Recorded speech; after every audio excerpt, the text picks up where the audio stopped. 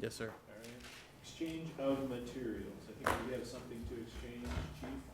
Yeah, I have, you guys requested the expenditures as it relates to overtime and export. So what I have is the 2019 to current here.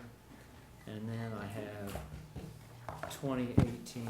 As we were going through this, we did find an anomaly in 2019, and we think we need to go back to 2018 as it relates to the classification of the, when we do, if we have to do callback to cover for the safety position.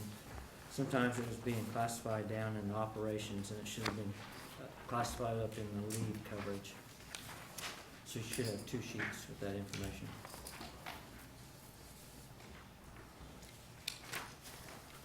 Can you kind of walk us through it? It's 18 and 19 overtime, Yeah, right? let's go ahead and look at the 2019 real quick. And so, kind of look at it as you look at the document, there's a left half and a right half.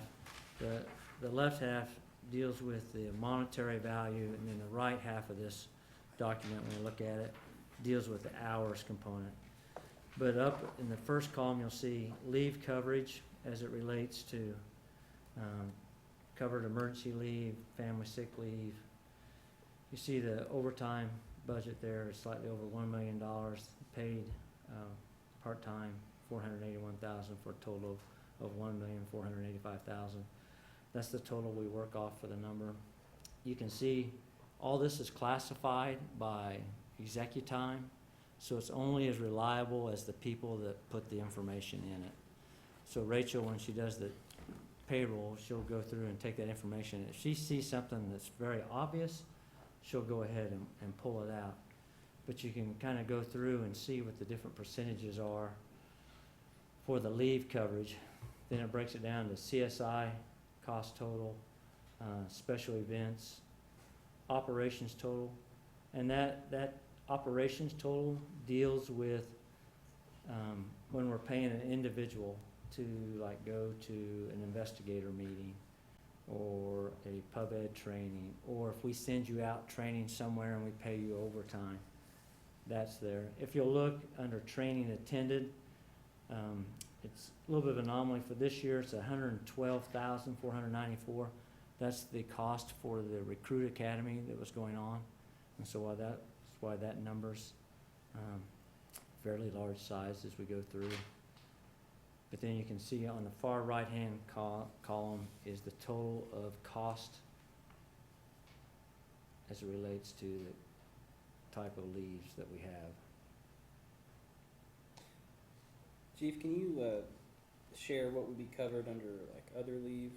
Yeah. If you're looking at covered other leave, that would be if we did the backfill. Cost, I asked Rich for that. That's safety backfill, negotiations, AMT testing, training. If we send somebody to training and we need to fill their spot, that would be in there. Anybody going to the NFA, any public education, other paid time off for captains, recruit class assistants like Captain Morrow and Engineer Bull, meetings, ERC, grievance hearings, all those things go into covered other leave. Down in operations, where we're paying it to the individuals, otherwise authorized pay, that's holdovers for staffing, medical claims, personnel, any overtime related to Barnes or Ray, clothing incentive work, physicals that we pay when you do those off duty, the medic truck setup, snow removal, some of that work, report writing, grievance was on the other one, and if anybody was drafted, that would be in the other authorized pay.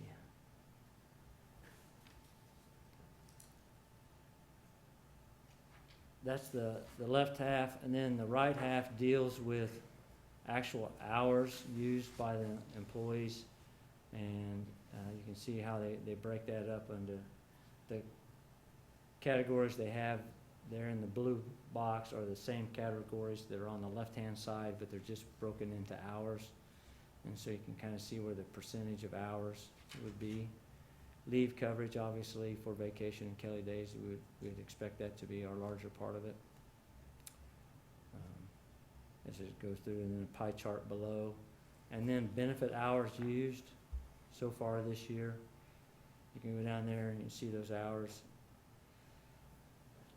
We did some preliminary figuring. I don't know if our math's quite right, but if you take 796 hours and divide it by, I think, 12 pay periods, and then take that number and divide it by, that'd give you hours per pay period. Take that and divide it by 14. We were at about, I think it was 47 hours, or about 2 days, 2 people per day for sick leave so far this year. Do you have any comparative? I do not, with, Yeah, to tell you what, if that's high, low, medium. I do not have, to other cities, I do not have any comparatives. All right. What's in the dark blue? I can't read that. That's vacation. So vacation is 34%, sick leave is 27%, Kelly days, 26%. Sick leave is 27? Okay. Of the benefit hours used. Yep. So would it be fair to say by that pie chart in rough estimate, that if we're using approximately 2 people per day for sick leave, and that's 27% down in the pie chart, can you say the same thing for vacation and Kelly days? Or is that a completely different calculation? Well, probably different calculation. We have it Okay. set where we figure out the number of, obviously the number of people that are on the shift and the number of vacation time that they've earned.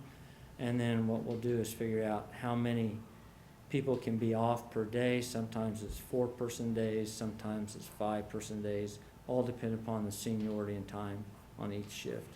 So a little bit different calculation method for that. Okay.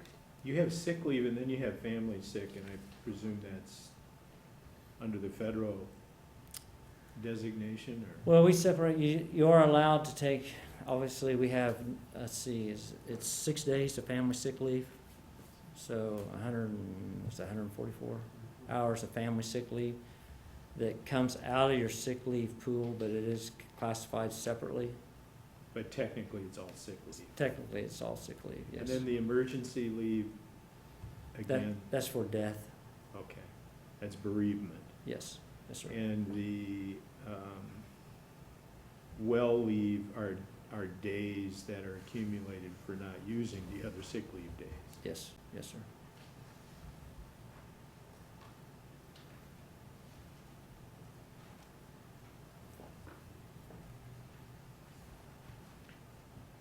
And what's the percentage number on paramedic school? Right now, it's It's negligible Yeah. currently, okay. currently, that kind of ebbs and flows if we have somebody in paramedic school or not somebody in paramedic school. Okay. And so we have one individual in paramedic school currently, and we'll be providing some, but there won't be any benefit time used for that. So one of the things I think we talked about was, and I don't know that this information really gets you there, but whether the different policies of the department actually improve person's wellness and reduce the need to claim sick days.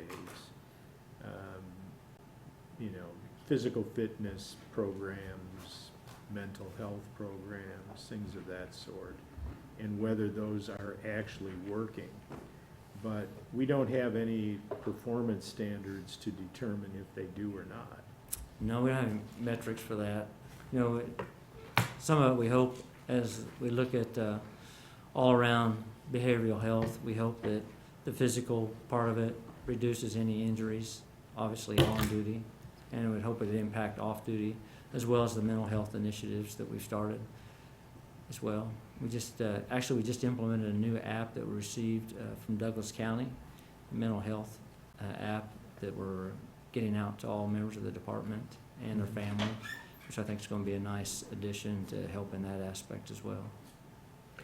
But diet and fitness and all of those types of things unfortunately become a very personal thing.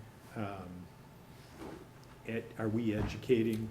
I think Jason Williams could probably talk to that quite extensively. He's on our peer fitness team that manages that program and that initiative within the department. He could probably give you some insight on how it impacts the organization.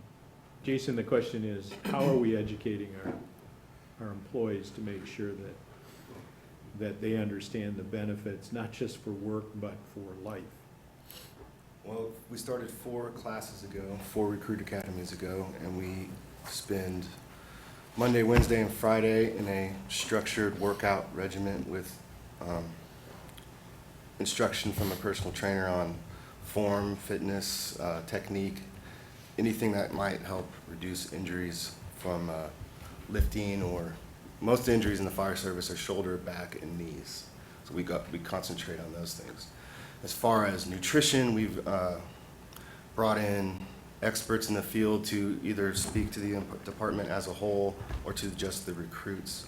So we're starting with the newest groups and hoping that builds a culture that kind of becomes the new expectation for everyone.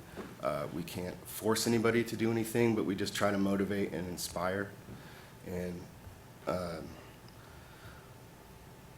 people just give their own personal stories and try to help the newest people and tell them, have a plan in place. Don't just take it every day new. Have something planned out so you can follow it. And like I said, it's just, we hope it works. We want the newest guys to create a culture that fitness and health and nutrition are just part of everyday life.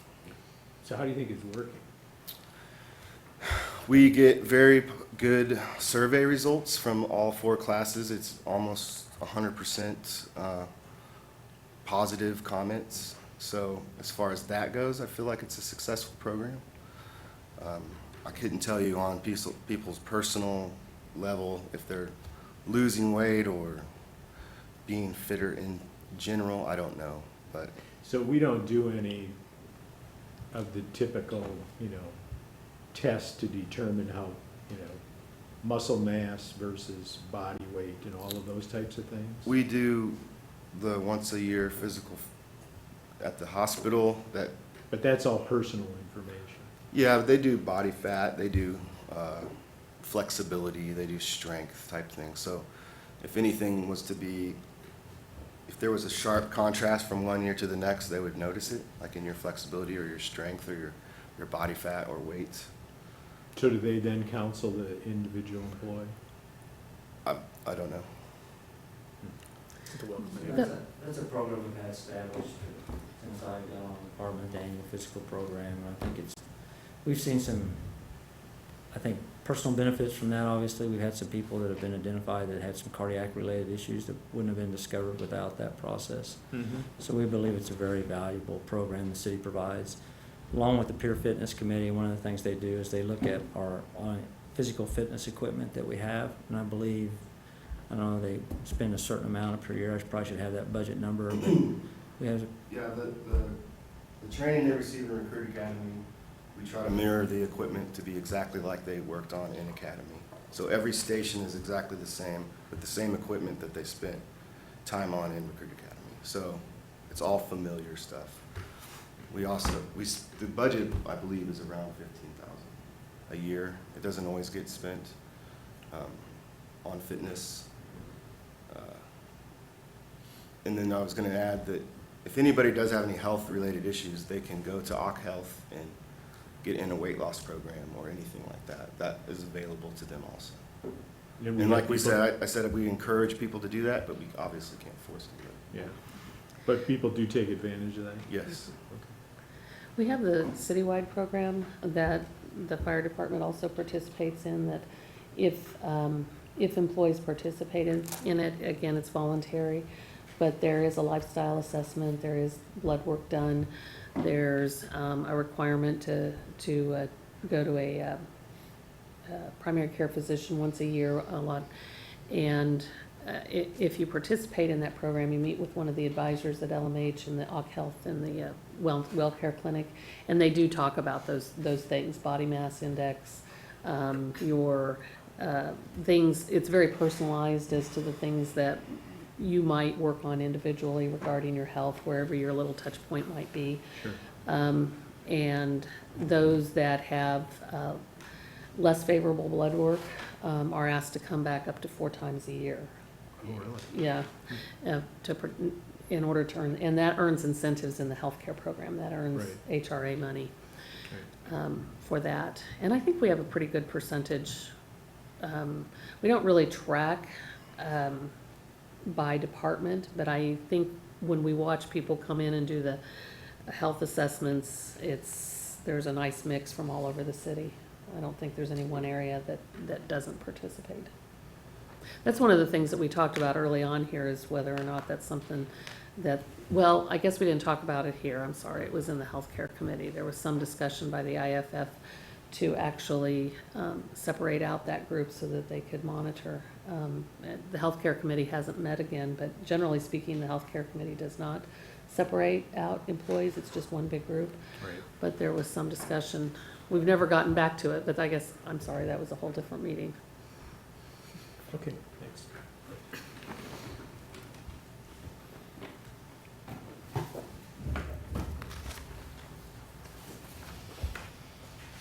Any other questions on the information? No more questions. Thanks, Chief, for the report. It's very helpful. Where did we go? Oh, yeah. And you didn't have any materials to distribute?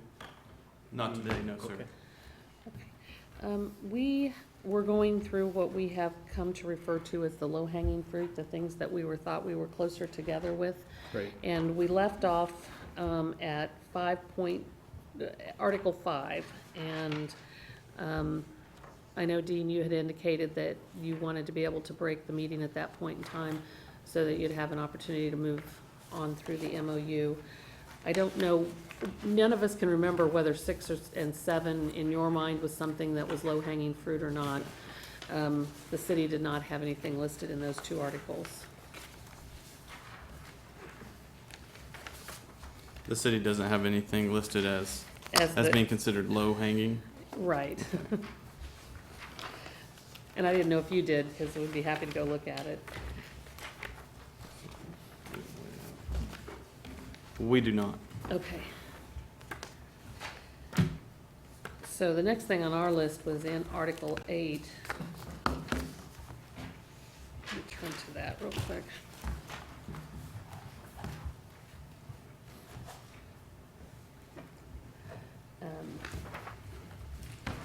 Compensation. Yeah, and, there's a lot of things about the compensation that's probably for our next round, but there was some easy things we thought in here.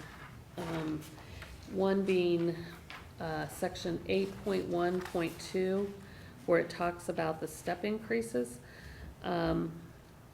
annually.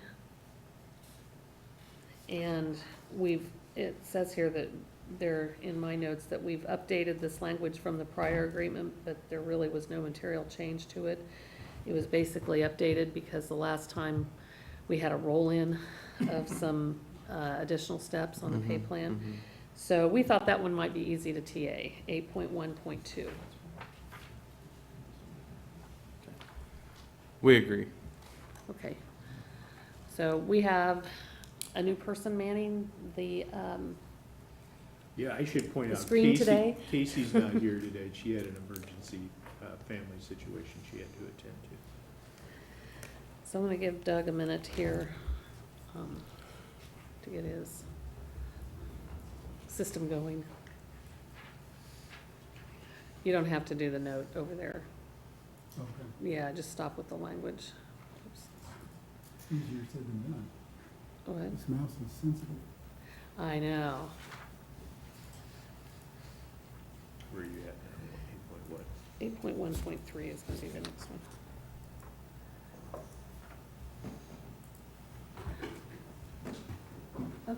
that look good, Dean, for getting started? 8.1.2.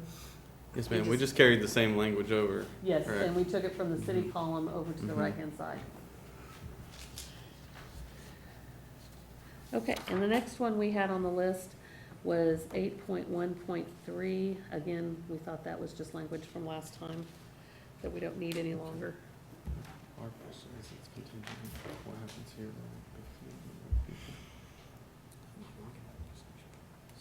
So it's okay with me? Okay, we agree. Okay. So TA on striking 8.1.3.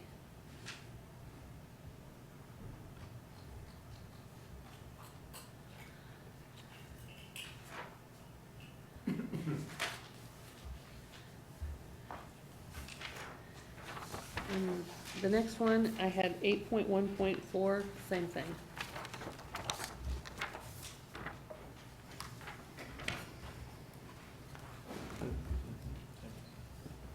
We also agree.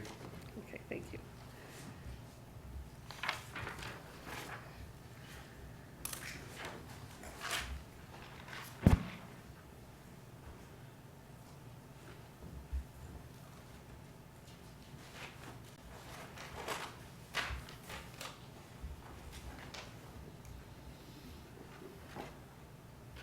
You good, Doug? Yeah. Okay, the next one on our list was 8.6.1. I don't know if you have anything between here and there.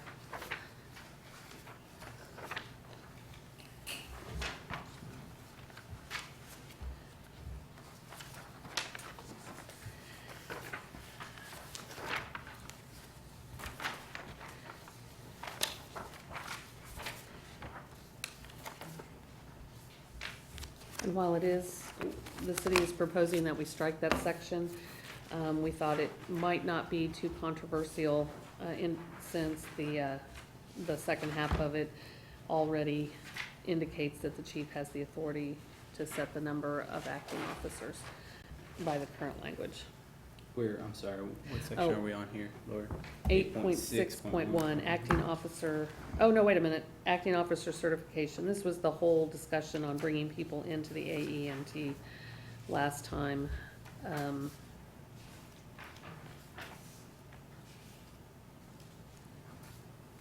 I think, This is not something that we. nope, this is the one on the we can chief's do it. authority to set the number. Okay, so this is not something we can agree to today. Okay.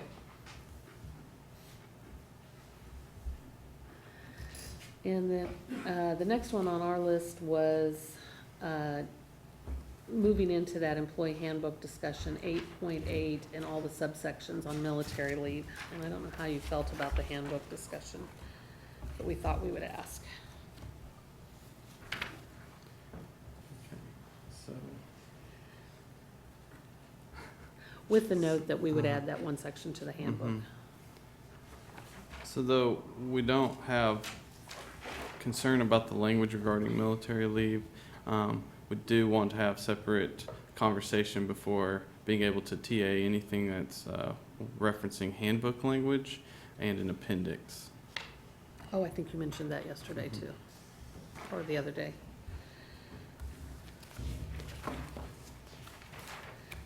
So at some point in time, putting all of those together? Yes, Or do you ma'am. want to have that discussion, or do you want to wait until the next round to have that discussion? We'll wait. Okay.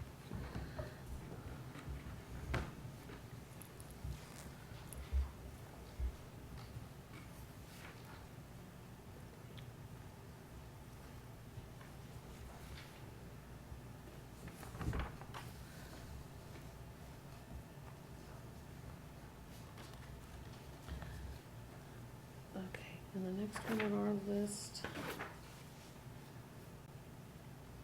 Stop me if you have anything on your list or if you need time. Okay.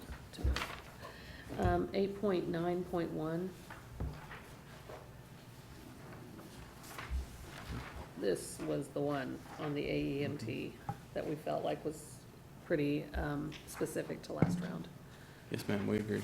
Okay, so you're okay to use the city's proposed language of advanced emergency medical technician, AEMT, the employee agrees to maintain the certification for the duration of the employment with the city.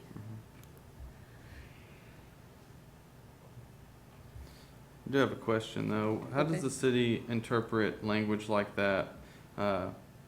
Let's say, maintain state certification for the duration of their employment if the minimum medical certification that Lawrence decides to provide should increase. For example, before advanced EMT, there was EMT, variations of that, and everyone was expected to move up. With the language like this, does it say expected the duration of their employment? Would they have a choice?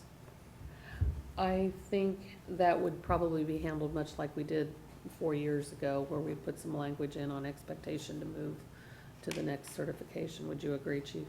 I think that's how we do it. We put here, I'm assuming they have to come back, if it says in here the duration of their career, we'd have to come back to the document.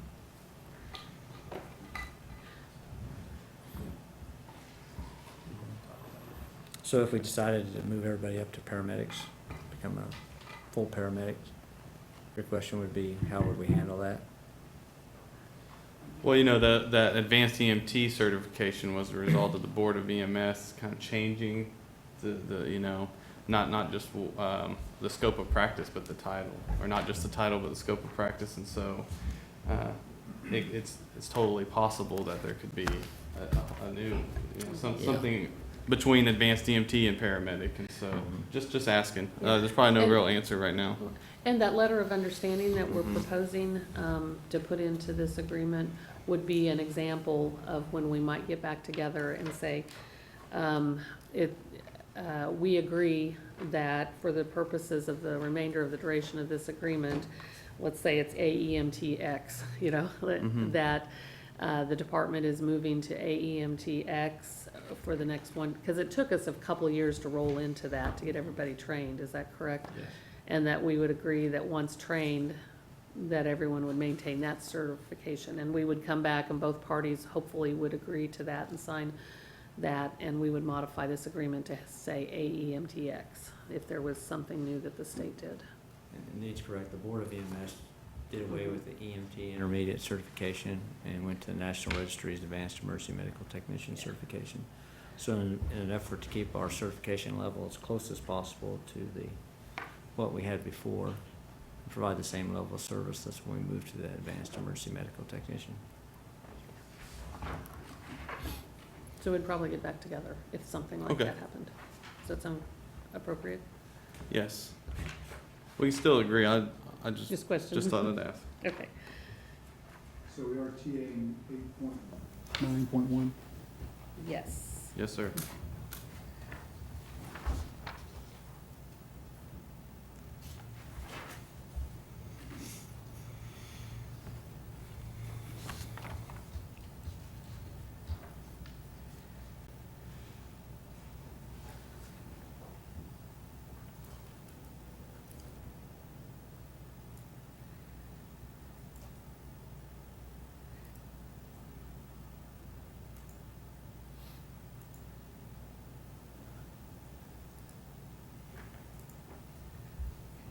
The next thing we had on our list is at 8.11.2.2.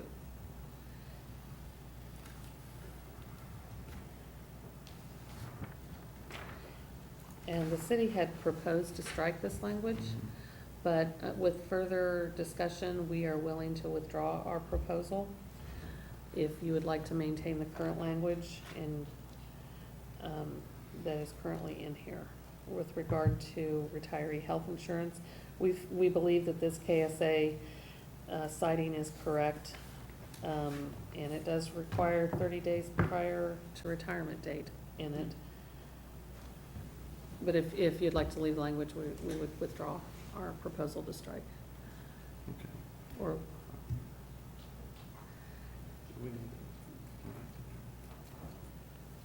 Do you want a caucus on it?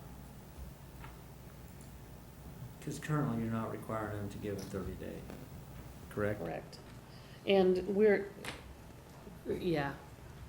our internal procedures in our office, mostly, as long as it's not retroactive. You Mhm. can't go retroactive but our healthcare policy itself states that you have to make your change prior to the effective date, so we would not, the HR office does not need this language. The retiree healthcare coverage doesn't need this language because it is in Kansas statute. And so in our mind, it's not necessary, but if you feel like it is, then we're okay with it. Okay. Um,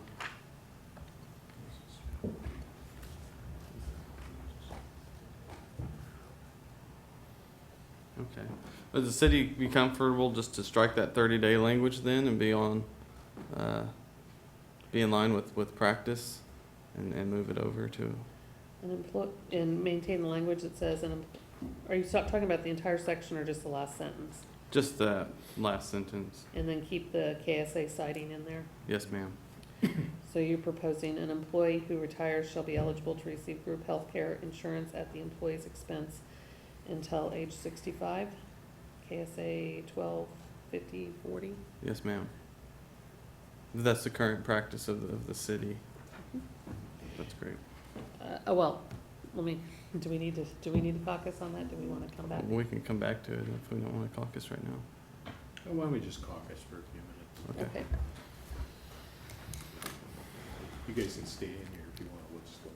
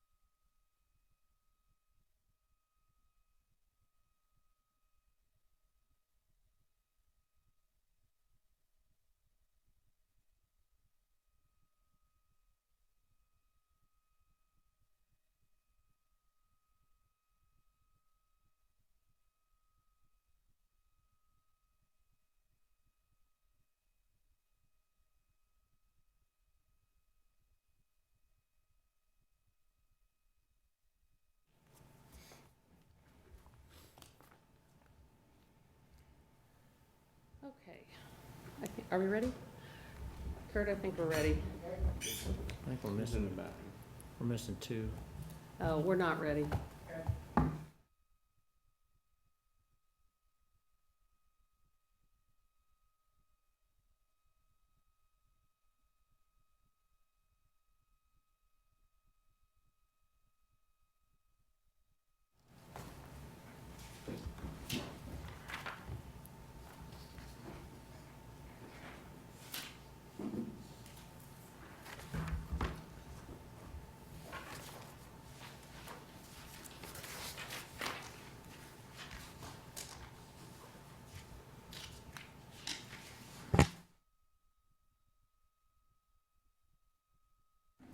Are you ready? Yes, ma'am. Okay, now we're ready, Kurt. Very good. Thank you. Okay. Dean, we caucused on 8.11.2.2, and we have a slightly, yet again, counter proposal. We would propose that it read, as you suggested, an employee who retires shall be eligible to receive group health care insurance at the employee's expense until age 65, and then continue that sentence with, as provided for in KSA 12-5040. Yes, ma'am. Is that acceptable? Yes, ma'am. Okay. That would be acceptable to the city as well.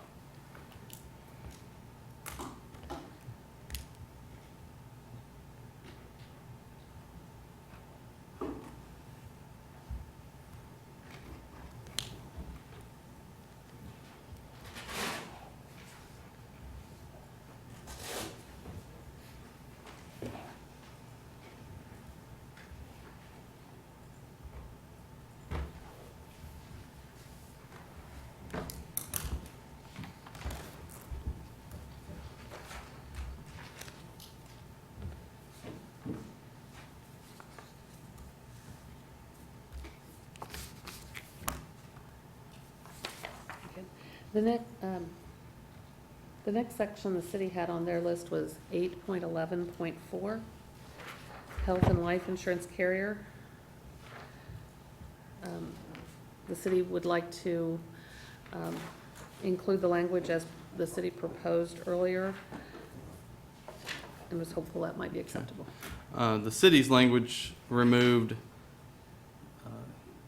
part of a sentence. It reads, "and shall select the benefits, packages, and products providing the best coverage for its employees." Yes. What's the reasoning for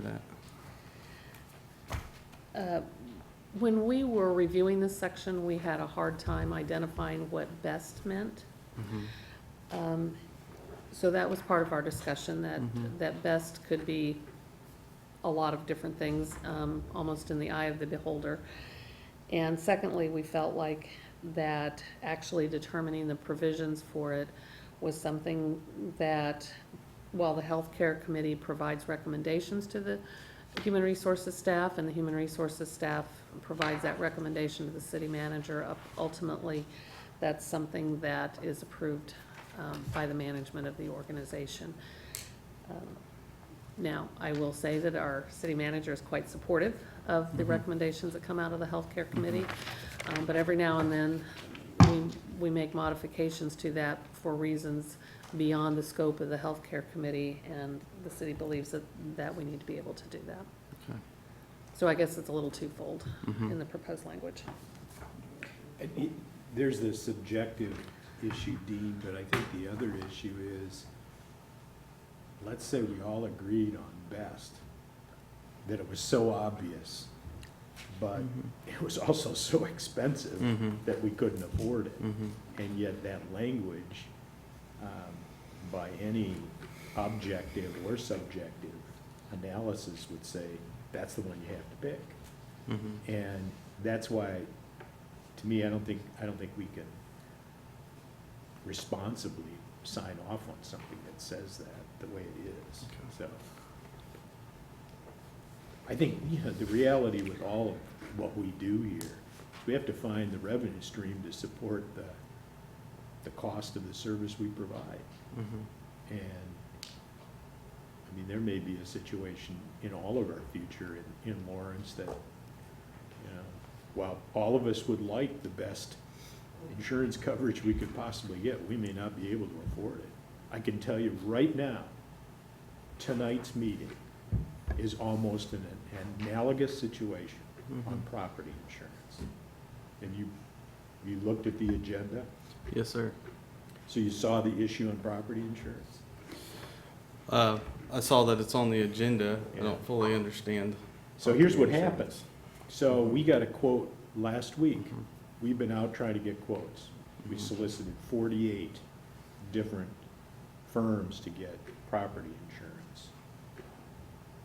The insurance quote came back. It's 100+%, right? 69?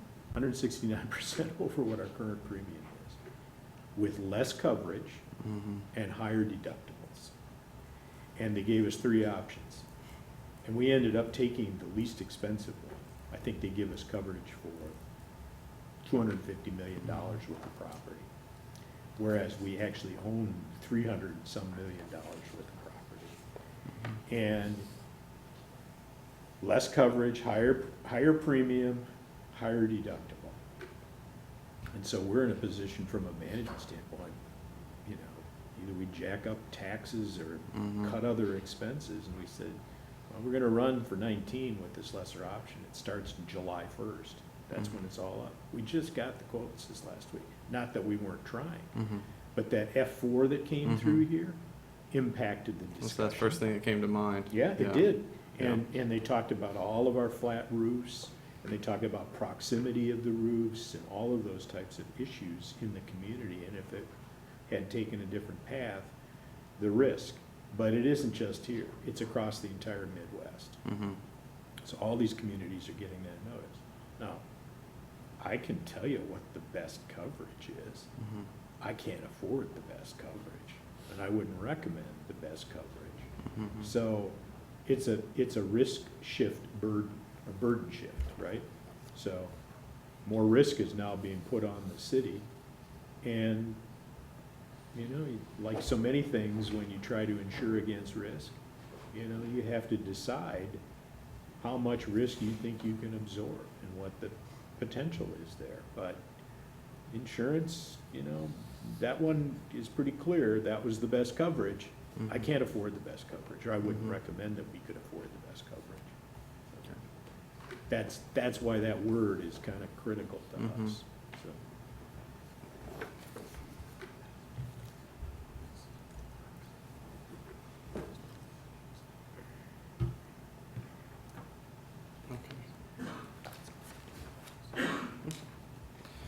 Well, Lori, we may come back to this one, just so we can talk a little bit about that sentence. But we Okay. appreciate the information, the perspective. Sure.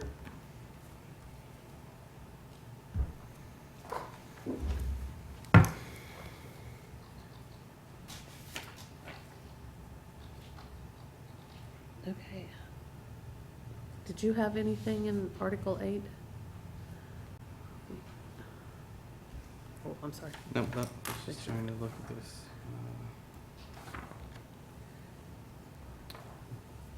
No, ma'am. Okay. And then we had several in Article 9 as well. I didn't know if you had any in particular, but we were starting with 9.2.1. Our proposal is still to strike that language, and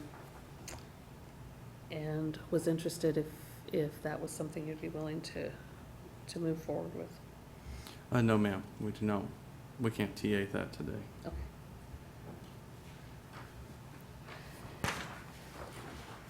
And then the next one we had on the list, in fact, several of these probably fall into this category, so it may fall into your same answer as the Mhm. military leave.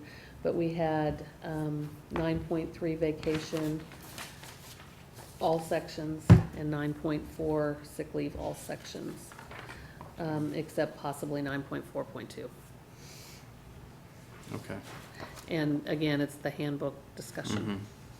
So, so I'd like to hold that. yes, ma'am. What was, that was the other one.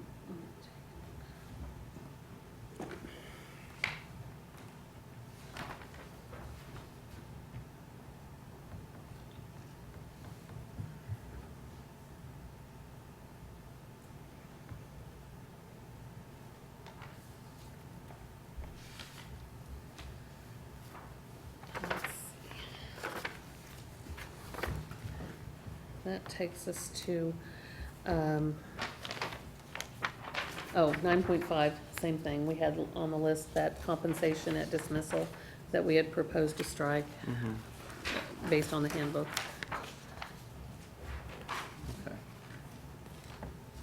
Okay. We can't agree to that today. Okay. Same reason? Yes, ma'am.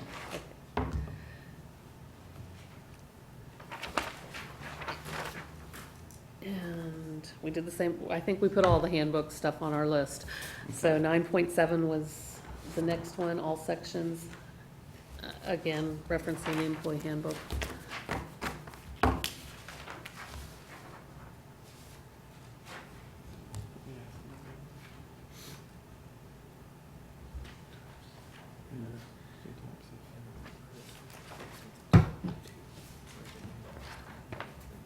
Okay.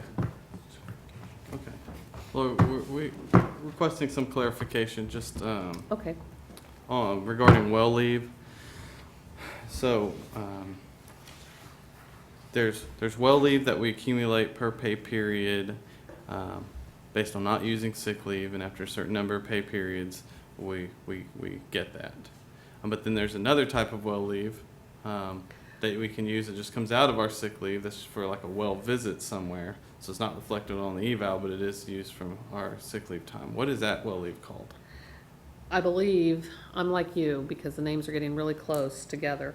I believe that's called wellness day off, wellness leave. I'd have to pull up the employee handbook and look at that section in our sick leave section.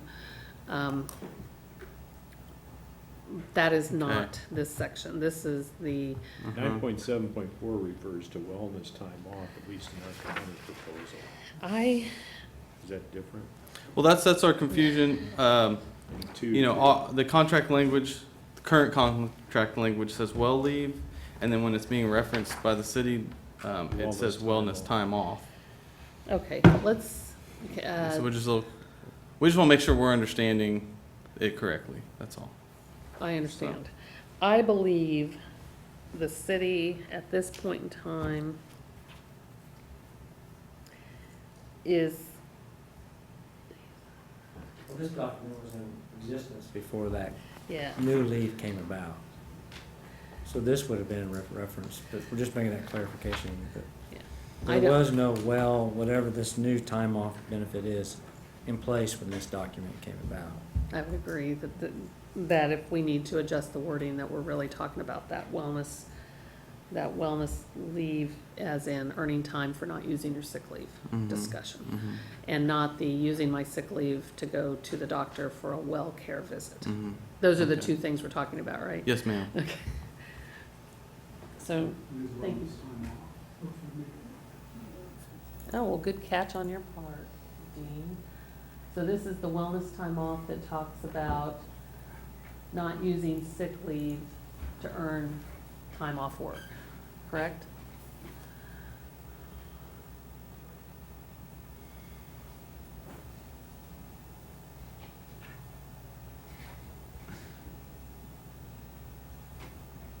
So what's on the screen is This is the wellness time. This is the handbook for earning days off work for not using sick leave. Mhm. Now, Doug, could you go to the sick leave policy? Okay.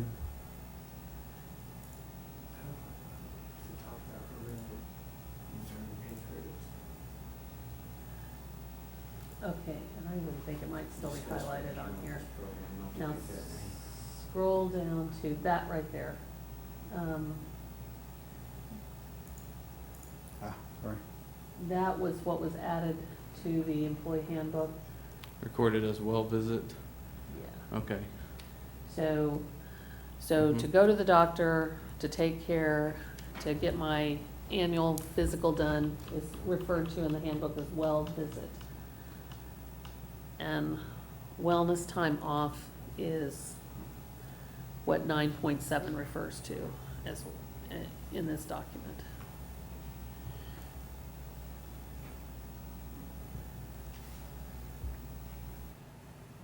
Great. Thank you for that clarification. Not at all. I agree, it's confusing.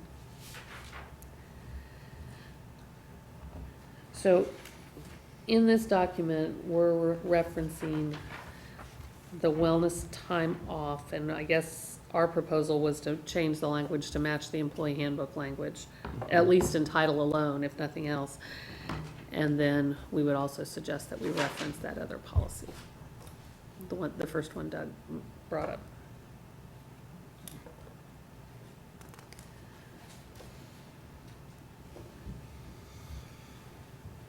So there is a change to the calculation in the first part, so. So, we can't TA this today, you know, there's the issue of auditing that language, but then also we know that the calculation is different than we currently have, which will merit just a separate discussion, so. Okay. And then the next section was 9.8, which is the holiday discussion, which again, the city had proposed, referencing the employee handbook. And I think it was all sections of 9.8. Lori, we don't think 9.8.2 is included in the handbook, that's specific to us. 9.8.2, oh. So is that You're, all? you're correct, we would, So we're leaving 9.8.2, but we're moving 9.8 to an appendix. correct. The city had not proposed, I'm sorry, we missed that on our list, had not proposed changing the language of 9.8.2. Okay. So you could TA that. We could We can TA TA that, but again, we want Yeah. to wait on handbook language. So we're TAing 9.8.2. Is that correct? Yes, sir. Yes. And Doug, you may need to put a little line in there because I think I have 8.1 and 8.2 without drawing a line between them, Okay. the box. So that's why we asked, because I thought maybe it was being grouped together as, No, I just missed okay, it. no, that's, I just, we're just asking. yeah. So. Thank you for pointing that out, though.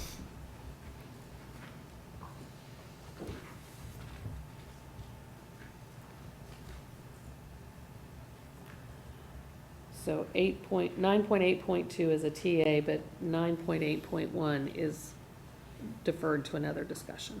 Does that make sense, Doug? Yeah.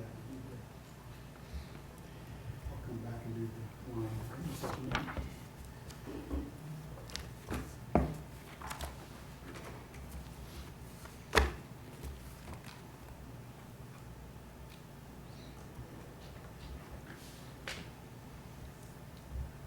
So I just copied over the language for 9.8.2.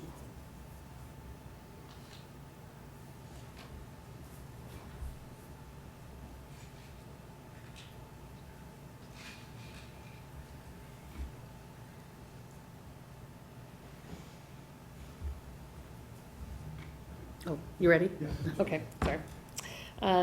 The next one on our list was 9.9.2, out of city training. And the city would propose, our proposed contract language is what we would like to offer, Okay. continue to offer.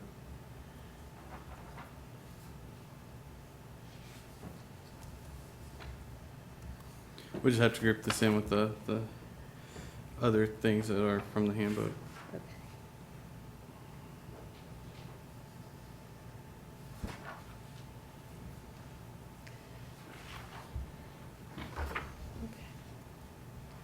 And then,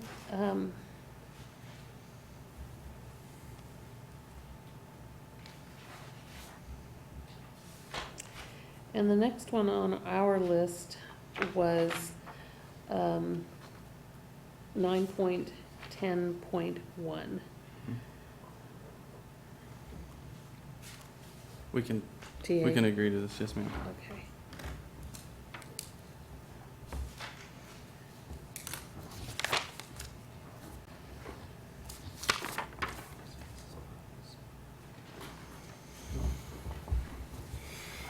And The next on our list was 9.14.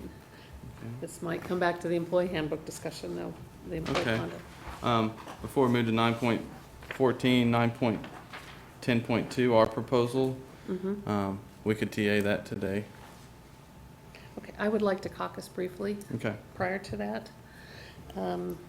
Do we want to caucus now or hit a few more and then possibly come back? We can keep going a little bit and come back to that. Okay.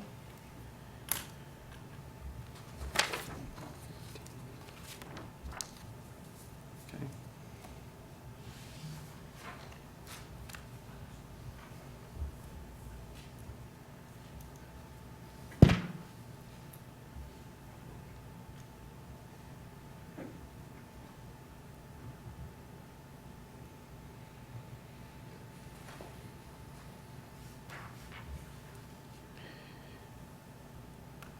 Did you have anything else?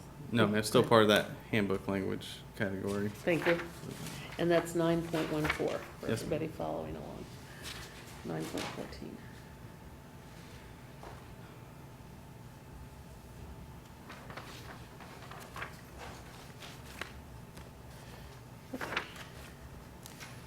The next one on our list was 9.19.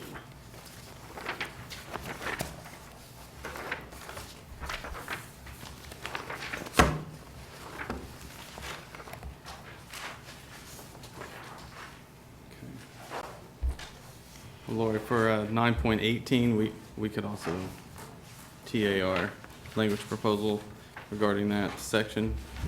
The city, or the IFF's language, Yes, ma'am. again, I would like to Mhm. put that I in a wouldn't caucus. just- So 9.18.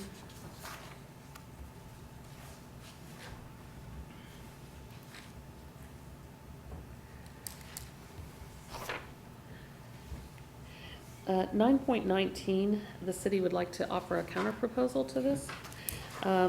We would like to offer a counter proposal of $10,000 to match the LPOA for an internal equity.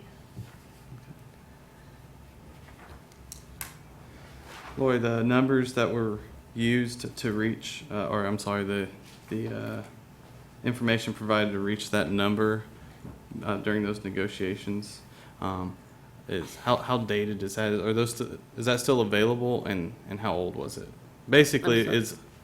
basically that estimate of 10K, is it still applicable a few years later, or is the way to say if our 12K is more accurate? Oh, we just agreed to it, 12 months ago, to the 10,000, Mhm. and therefore we feel like it's a current Okay. amount. Okay. I think Mhm. the city team reviewed the information, Mhm. which thank you for providing that. But I think in this particular case, we would like to keep the amounts similar, and therefore the counteroffer of 10,000. Okay. You know, Dean, I think even the information you provided ranges greatly as Mhm. to what kind of service or Mhm. what kind of method, I guess is the correct term, Mhm. is chosen for that particular service. Some substantially less than 12, let alone 10. Okay. So I think we're trying to be respectful at the Mhm. same time. This is something we don't provide to that extent to anybody outside the MOU. Mhm. So. And again, I would say that I think that's a pretty substantial commitment even at the 10. Mm-hmm. Okay. Well, we'll also, include this in the caucus and review it and appreciate the counter proposal. So Thank you.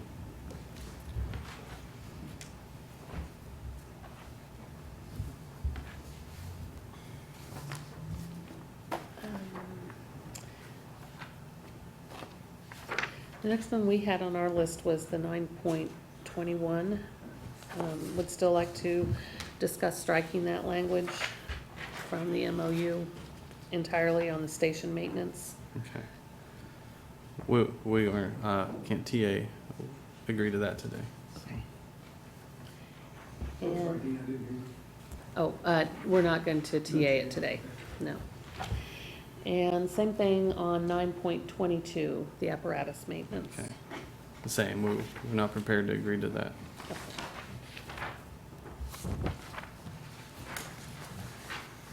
That's all I had in Article 9. Did you have anything else? No, ma'am. And in the effort to get rid of highlights on this document, I noticed there's some yellow up here from a previous meeting. Do we want to read through that and let Doug remove the yellow? I think we got the language down the way we wanted it. On, I'm sorry, 9.24, voluntary demotion. Okay. Does that look right to you?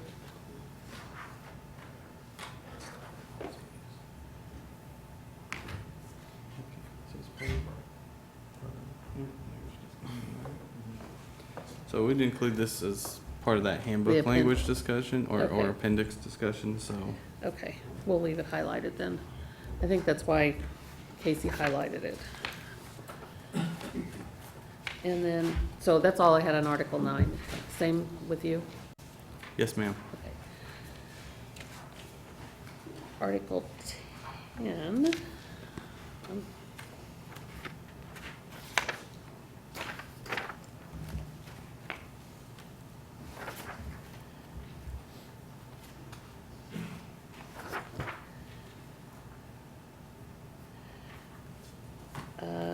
Article 10 point,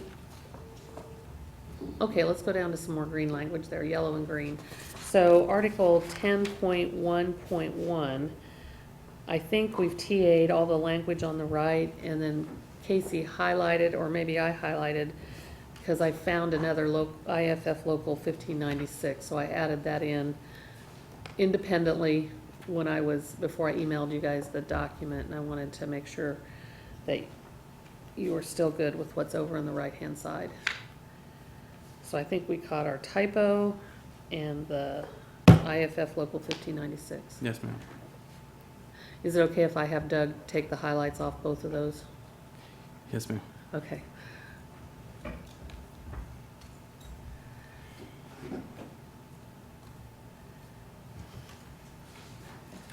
So your TA 10.1.1? Yeah, I think we'd already TA'd it, but I found that I'm sorry, yep. later. And then 10.1. Oh. I don't know as we're, 10.1. Hold on. 10.1.4. The city would continue to propose the language that we had sent out earlier. All recommendations shall be directed to the chief with copies provided to the IFF president. I think this is in reference to the Health and Safety Committee recommendations. Yes, ma'am. This occurs again with the training committee. There's no TA from us. Okay. Okay, and 10.1.6, I think, although I'd want to read through it again, I think that word is the only thing that we're proposing to change because we didn't think the original document had the correct word in it. The word through to the word though. Yes, ma'am. We can agree to this. Okay. So we can TA 10.1.6 with the corrected word.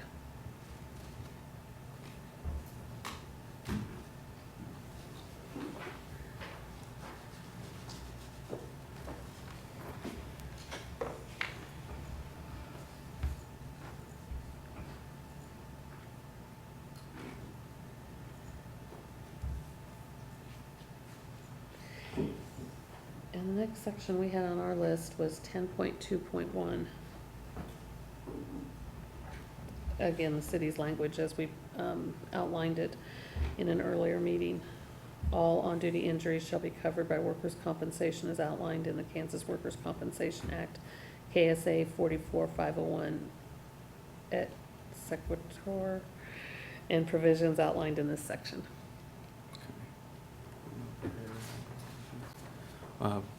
We can't TA this today.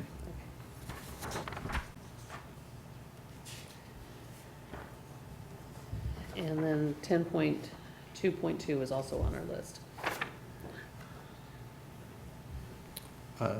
10.2.2, Lori? 10.2.2, Okay. the city's proposed language. Uh-huh. So we could TA this if the city removed the section that or this is part of the sentence that stating, or any other person the chief deems appropriate.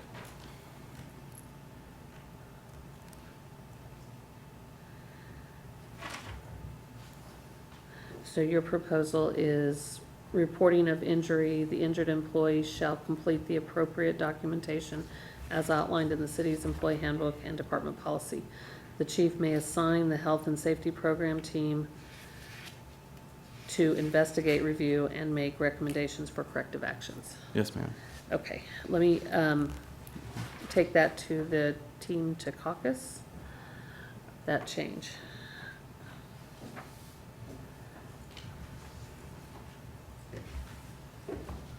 And I just highlighted it. What I did last time is I actually had Casey copy that over into the IAFF's proposed column, Okay. and then took out and actually wrote it as they're proposing it.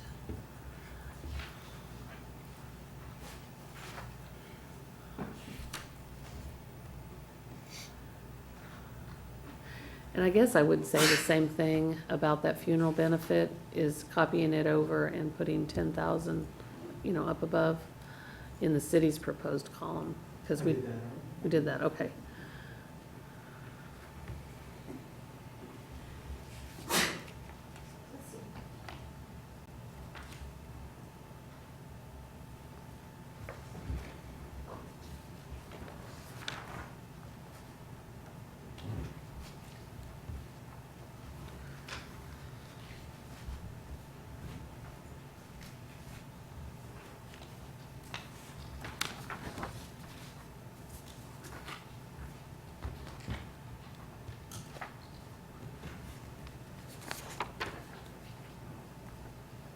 And then we went down to 10.5.2. I don't know if you had anything in between.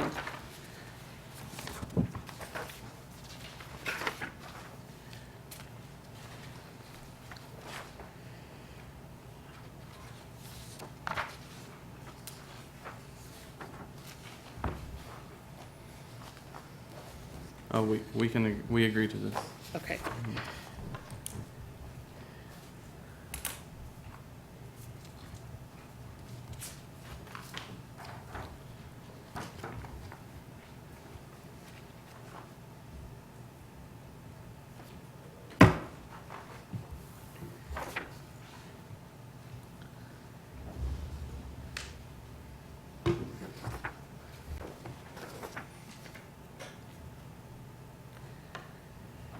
And the next section that we had on our list was 10.5.6, the record keeping for medical information, to the city's proposed change in language,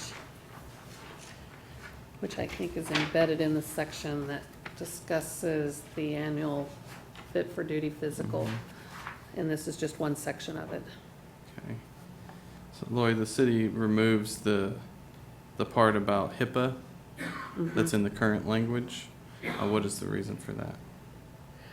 Because we feel like that's covered under the statement that says record keeping will be conducted in compliance with all relevant statutes and regulations, and HIPAA would be a part of that, in certain situations. I would say that protected health and consent, that there's probably pieces of this that aren't covered, of your physical, that aren't covered by HIPAA, when you release information to us, but that would be left to people who actually, the physician would make that determination because they work with the HIPAA all the time. Okay. Other sections are reference specific state statutes. Do we feel like that's applicable to reference where a member could find the HIPAA information, rather than, relevant statutes and regulations, whereas we may understand exactly what that's saying is generic, and a member that read this wouldn't know, may not be familiar, immediately, have HIPAA come to mind, so. Would you like to It's something maybe we just, write a we'll just counter-proposal? we just won't TA and maybe talk about it a little more as a Okay. group. Thank you.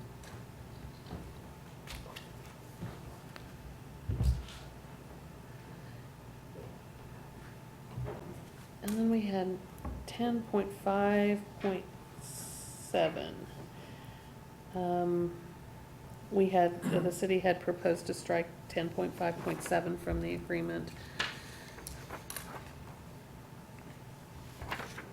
And feel like that's covered under the resolution currently, as we previously stated.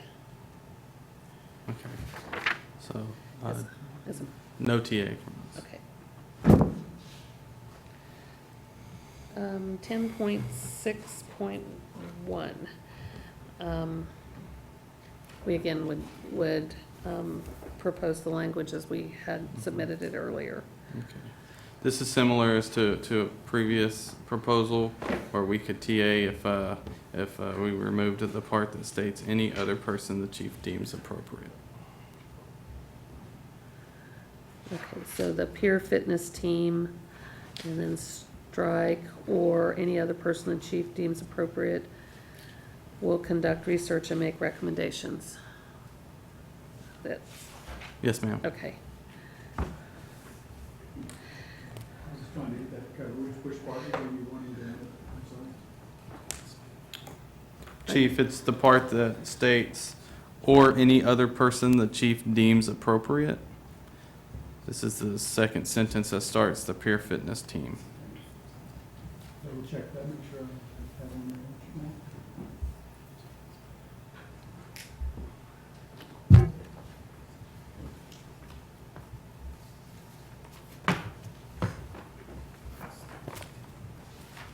Good? Yes. Okay. And that's all we had in Article 10. Did you have anything? There's not much left in Article 10 after No, that? no, ma'am. Okay. Article 11, we had several that we thought was just the language change with the, changing the word union to IAFF Local 1596. And I think that was 11.1, for starters. 11.1.1. Yes, ma'am. Oh, are you So okay to that see? shows Oh. up as a TA, You know, correct? Yes, and you know Okay. what I did, the reason that's in gray, thank you, back to what I did after the meeting last time, is we had not actually moved it to that right-hand column, so before I emailed it out to you, I moved it over to that right-hand column and marked it a TA for last time, because, again, I think it got past us during the meeting. Are you good with that? Yes, ma'am. Okay, so you can remove that highlight.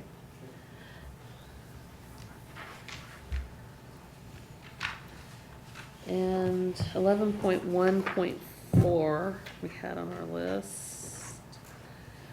And this is embedded in the discussion of the training program team, but the city would propose that we move the language as we had proposed earlier. All recommendations shall be forwarded to the chief with a copy provided to the IAFF president. Mhm. So this is in line with the section regarding health and safety, and which we won't TA.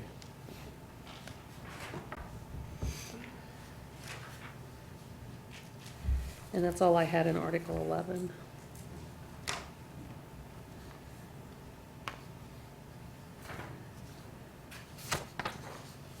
And then I think Article 12 was just the IFF, I think we TA'd that last time. 12.1.2, point 1. Oh, no, 12.1.1 we had TA'd last time. 12.1.2, I think it's just that IAFF reference in our language change. And so we would propose, although I don't have it in our proposed language, that 12.1.2 read, in the event of invalidation of any article or section, both the city and replace union with IAFF Local 1596, agree to meet within 30 calendar days of such determination for the purpose of arriving at a mutually satisfactory replacement of such provision. That's the only change, is the word union to IFF Local Yes, ma'am. 1596. Are you good with that? Yes, we can TA. Did you catch that, Doug? So I guess I even missed one of my review the other day.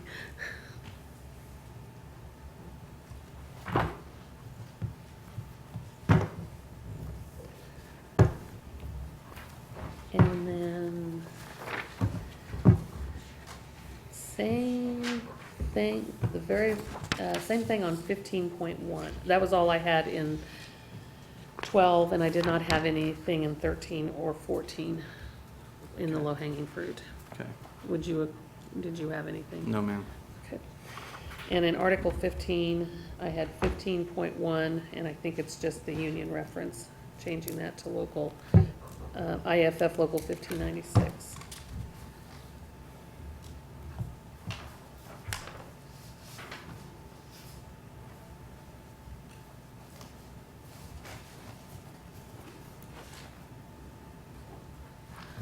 Are you agreeable with that? Yes, ma'am, we agree.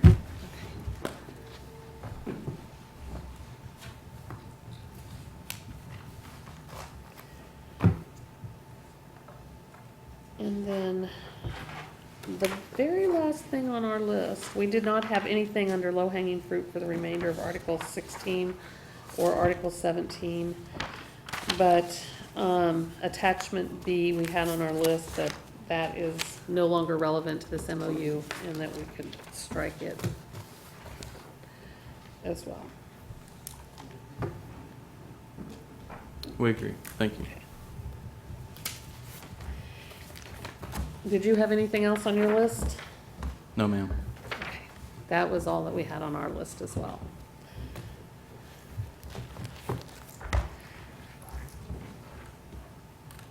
Well, that was helpful. I think we TA'd quite a lot in this conversation. So, our discussion last time was that we would finish this discussion, and then our new business we would start back through the MOU and discuss things that might take a little more time? Mm-hmm. Or are we good with just starting at the beginning and moving our way through it again? Or do you have a particular order that you would like? I think we're good starting. Unless you guys want to call. You guys good? We can just start and Just start through? just keep going. Okay. So if we go back to the very beginning of the MOU,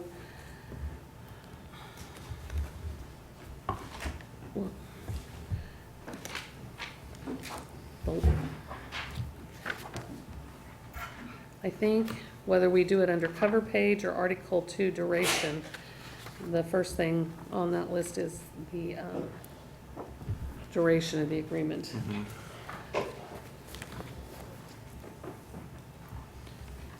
Lloyd, does the city have a duration in mind?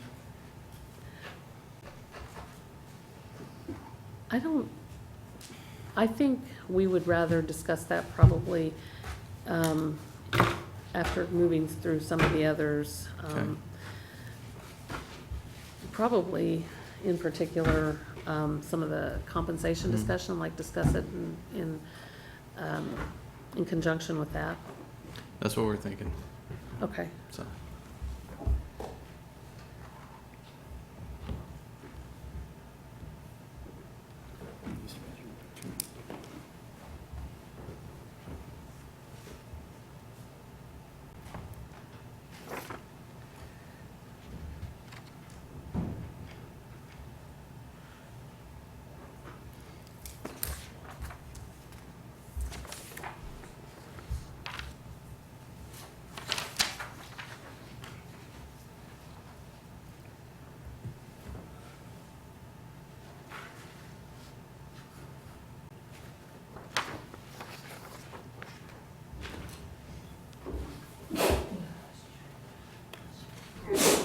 Bless you.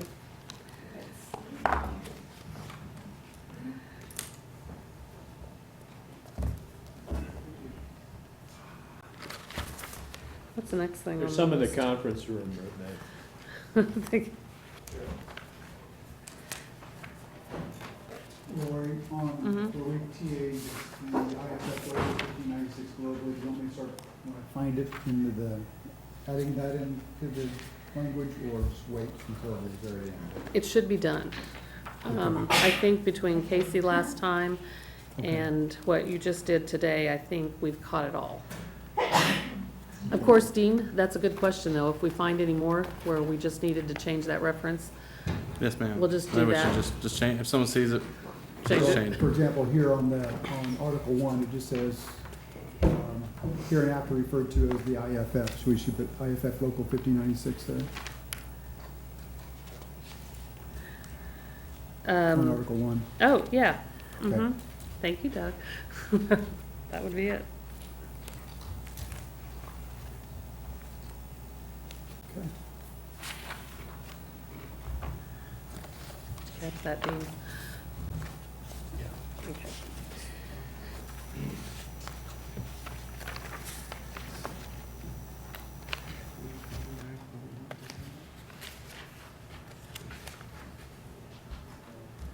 Okay, do we want to go to Article?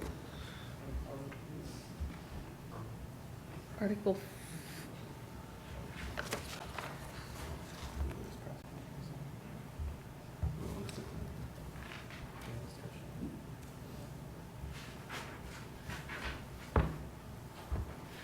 Dean?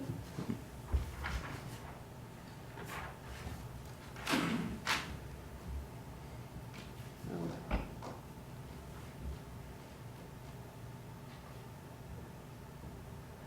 Okay, do we go back to 4.1 and have a conversation on that?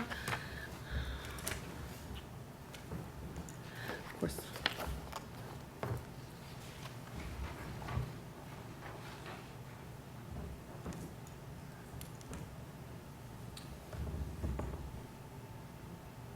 Lori, we don't want to change this section.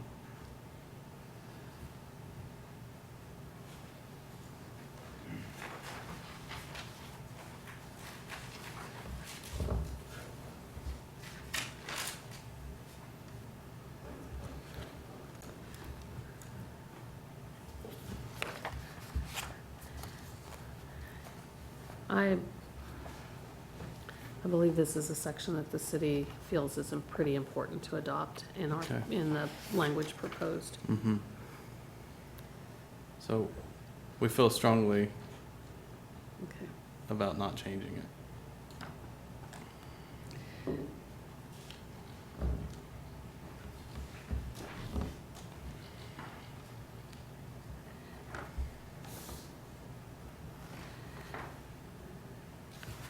So is there something you would like us to consider regarding that? I know in our previous discussions of this, having a process where we could outline whether we had any contract revisions or not was important to us. We're discussing 4.1, and Tom, you might have something to lend to this. The IAFF has indicated that they feel strongly that the language should stay as written, and the city strongly that we would like to have the proposed language. So is there things that you would like us to consider with that, Dean, in particular?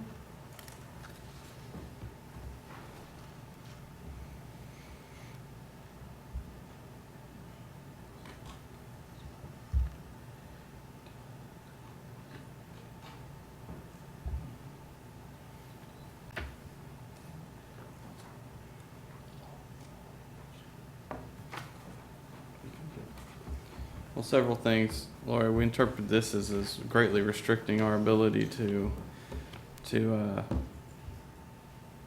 hold the contract as binding and prevents impasse. And we also believe that the amendments should be included the way they are now.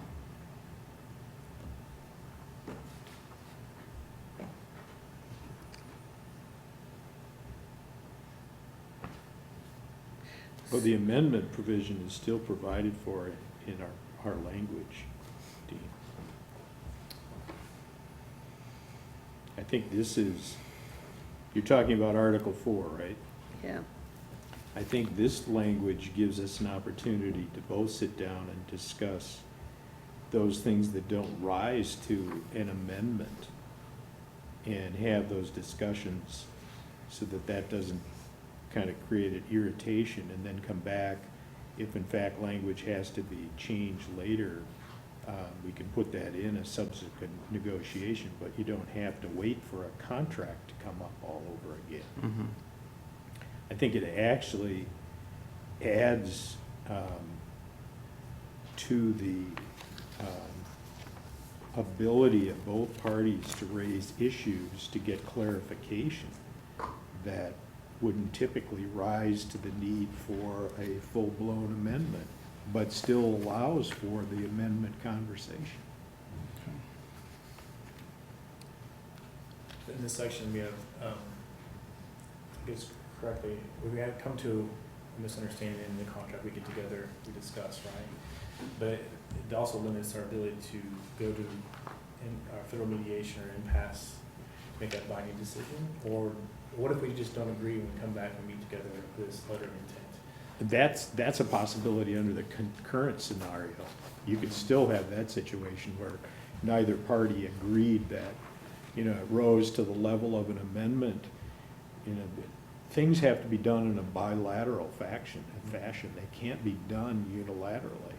So this just creates, to me, another opportunity to resolve things. You know, the stories I was hearing, especially in the LPOA, were that there was always these things that popped up as soon as we entered into an agreement. And a lot of them had to do with pay, okay? That, you know, you try to refine language so that it applies to all circumstances. And the reality is you really can't do that. So this is a method to address an issue that may involve only a handful of employees. It isn't uniform across the entire contract.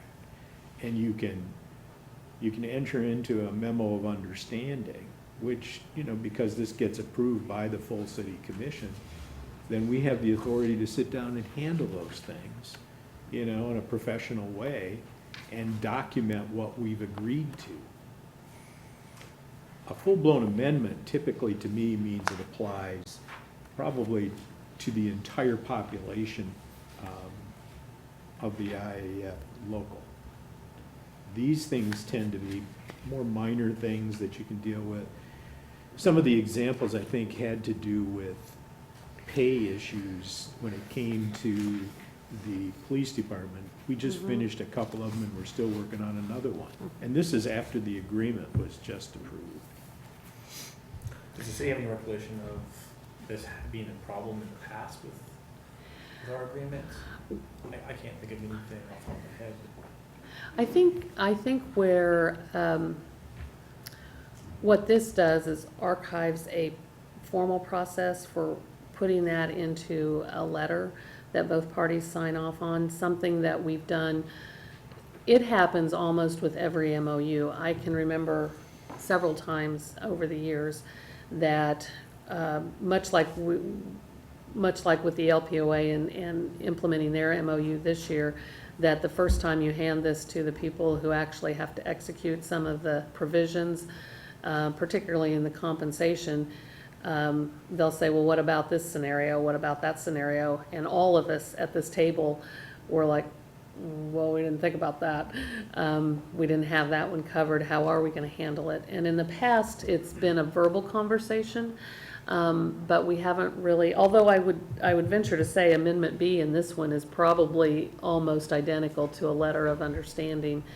In the current, this amendment, this attachment B here is where we felt like we needed to put something in writing so we could remember how we made that interpretation going on down the road.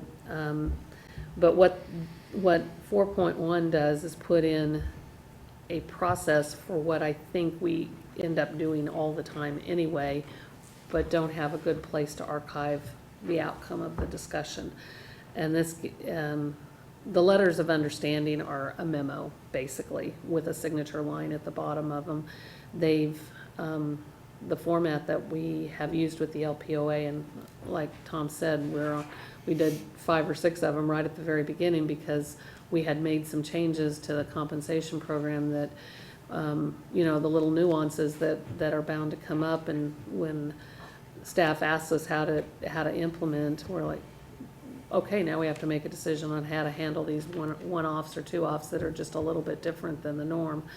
And we put it in writing, and that way we can fold it into the next agreement. We didn't really feel like we needed to open up the entire agreement to make a decision on those things, but we did feel like we needed to mutually agree on how to proceed.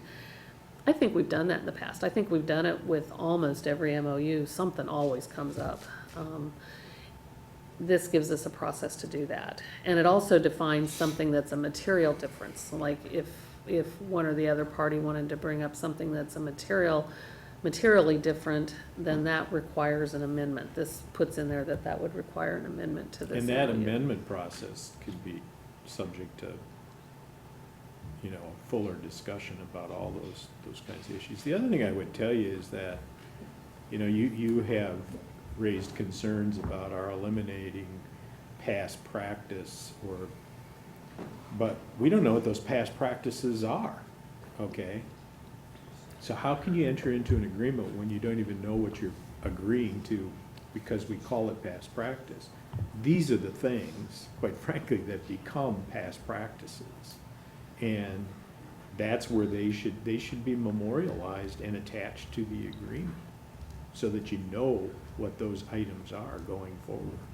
I mean, if you have others, quite frankly, you know, that's gonna be kind of a sticking point for us. But if you know what those past practices are, we need to hear about them. What are they?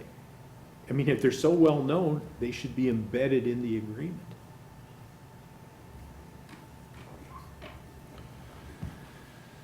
Is there anything preventing us from doing these letters of mentioned before? It almost happens after every MOU. So we're already doing this, coming to you with issues and discussing it. I would venture to say that almost every agreement, both with the LPOA and the IAFF, it happens with handbook changes too, to tell you the truth. Anytime we make changes to any of our policies, there's always something we didn't think about and we need to make an interpretation on. Frequently, when it's outside the MOUs, that interpretation can be done by executive staff, but when we have an MOU, that interpretation needs to be done collectively. And we're not doing that now, or we are doing that? well, I would say we generally are doing that now, but we have nowhere to archive it, so it ends up being one of those unwritten practices that we talked about, that it's just like, well, we've been doing it like this for the last 6 years, so shouldn't we carry that forward? And, you know, when we have a new city manager in this discussion, and we know we're gonna have a new city manager the next time around, they don't have that history. They don't have any of that reference point to go back to. So I think that's what the city is expressing here, is that this document needs to outlive all of us and our presence here at this table. And this method that we're proposing will do that with a little bit more efficiency than what we have had in the past, and And I think the other part of it is it gives the authority to do it. I'm not sure you really have the authority. I don't necessarily, without the city commission ensconcing that in the agreement. I can't just unilaterally make arrangements like that. And this sets up a practice that gives us the authority to do that. And it gives us some discretion in deciding what's a permanent amendment versus what's a less significant item that we can resolve by a letter of understanding. I think that's kind of critical to the process. It's about how we manage this agreement mutually. And creating record. So one thing that's been mentioned, the difference between minor and significant, that's one thing that's vague to me. Who decides, or how does it decide? It has to be decided mutually. It has to be decided bilaterally. If you don't get mutual agreement, then it goes to an amendment issue. Ask, you know what I'd suggest you do? Reach out to the LPOA's representatives and ask them how it's worked. Talk to them about it.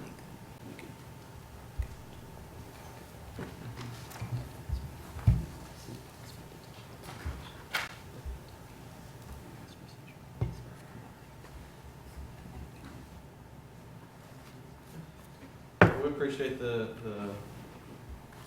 perspective, elaborating on your point, and we'll look at this more and have further discussion. I'm gonna add local 1596 president under this one section of bars. Under 4.1? Yeah, it says IAFF president does not indicate local 15 on our proposal. Oh, I see, down Uh-huh, about halfway through. yeah. Thank you. Dean, you know, if you don't mind, I'd like to go back to a couple of sections that talked about, and I'm trying to remember the section numbers, but I think there was two provisions that talked about having committees do the work, and then it said, or the chief can assign Yes, sir. somebody else. What sections were those? Well, it's health and safety and training, and we can look at the sections real quick. I think the health and safety Yeah, is just give me the 12. call number. I think it's 10, let me look, I think Well, it's look 10. at- We can just look at the actual content.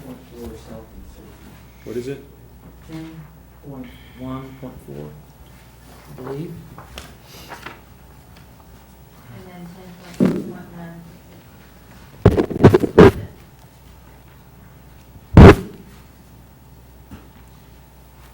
You said 10.1.4, but that's not one of them. Oh, it starts clear back under Article 10.1, and then it has various sections underneath it. Okay, can you give me the, Article 10 is Health and Safety Committee, and it's really talking about, it's on page 53. this thing? Oh, yeah, it didn't Page copy well. numbers, Page 53. Page 53.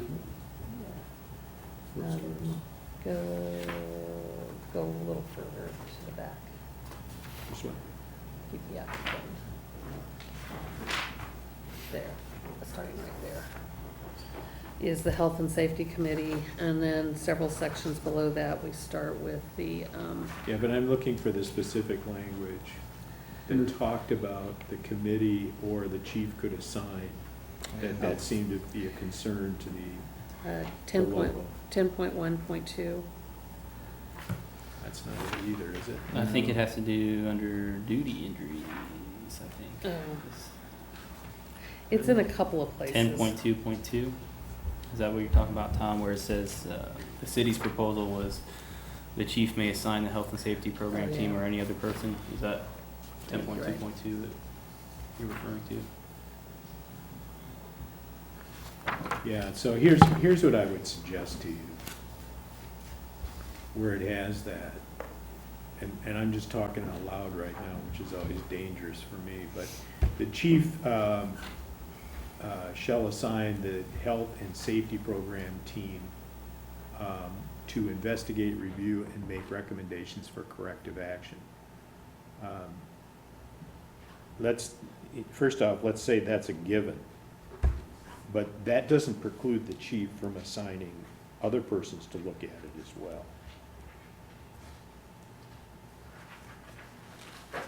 Our interpretation has been that it may deem the injury or accident, to worthy of being investigated, and so we could use the health and safety team for that.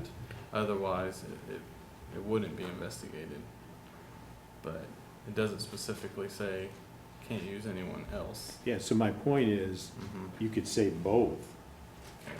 See, the way I think, if I were you, I'd be concerned that it's either or.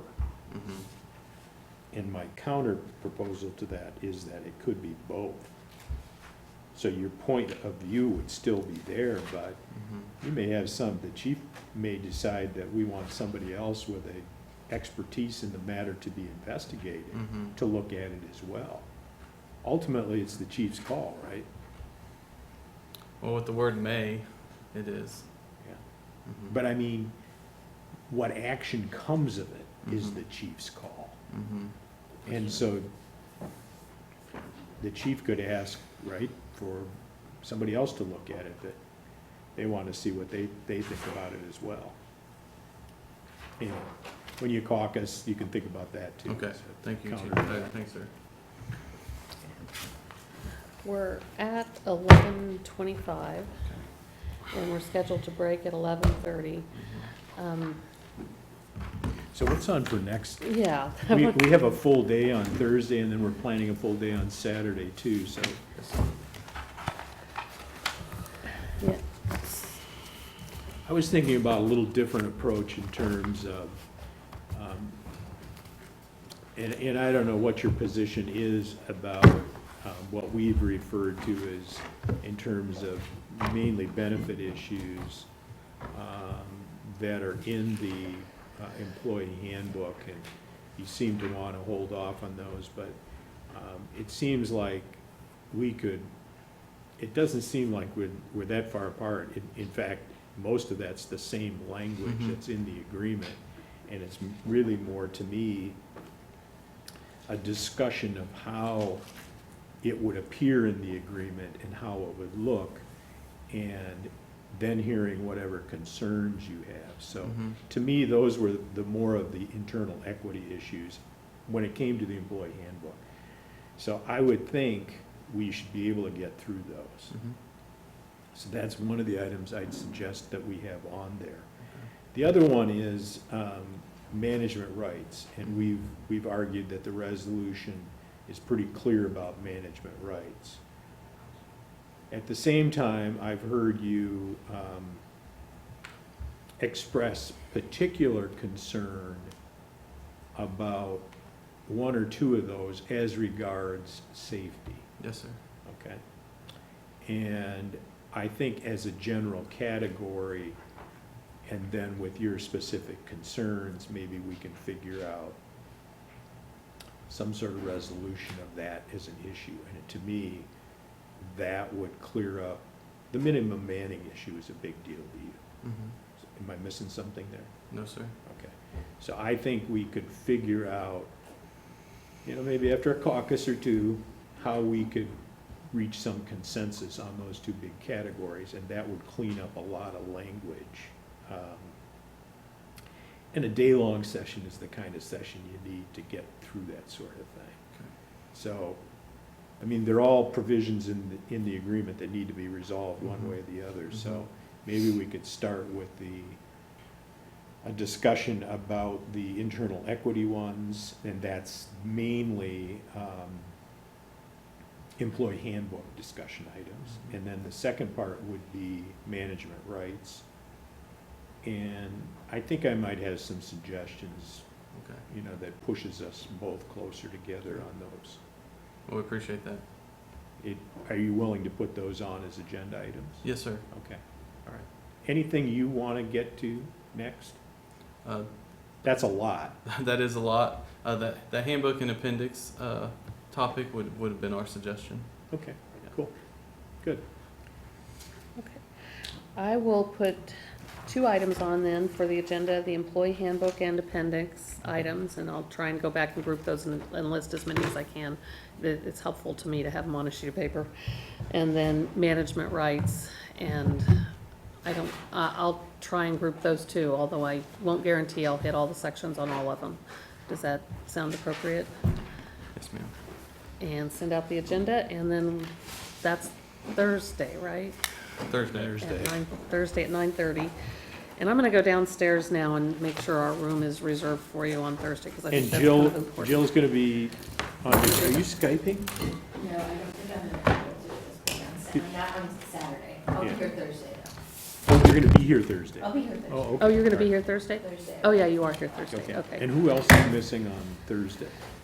I think everybody's here Thursday.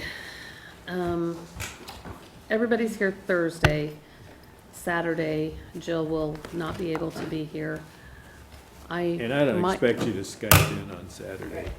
I'll be Yeah. able to. I hope you're having fun. And depending on where we're at and what we're discussing, I might ask if I could be excused a couple hours early on Saturday, at 1:30. And that's it, Well, we can talk Okay. about that That on schedule on Thursday. Thursday, I suppose, too. yeah. See where we wanna go with that. I think we added the next 2 Saturdays. You We- know, yeah. figuring that we'd be getting down to the final discussions, and maybe that the punishment of working on Saturday would move us along a We'll little get, faster. we'll get us moving, Weekends are different That- for us, so yeah. well, we get what you're saying, and our interest is to reach an agreement as soon as possible. So So it's masochistic for us, and just another day in the office for you. Thank you very much. Can you try to put that line in here, you on 9.1 and 9.2, 9.8.1? Oh, yeah, let's, here, I got an idea. yes, if you guys have some time, I'd appreciate it. Yep. I need to talk to you about some things. Are you gonna take them now?